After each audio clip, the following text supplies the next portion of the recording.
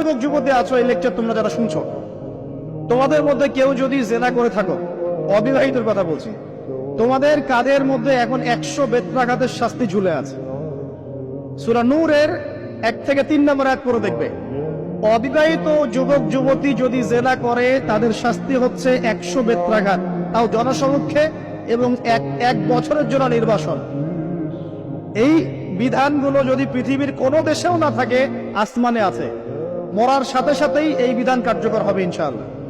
বাঁচার বুদ্ধি কি? একটাই উপায় আছে।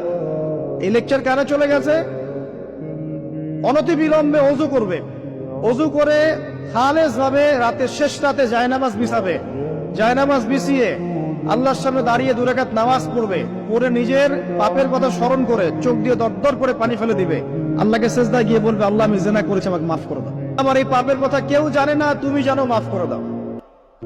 এই মাফ নেওয়ার পরে আবার ওই যার সাথে করেছেন ওর সাথে আবার লিঙ্ক আপ করার চেষ্টা করেন না। আসো আমরা জেনা করেছিলাম, আসো বিয়ে করে নেই, এটা সলিউশন না। জেনা করেছেন, আগে তওবা করে ফিরে আসতে হবে, তারপরে পুরো জীবন ইসলামিক লাইফ লিড করতে হবে।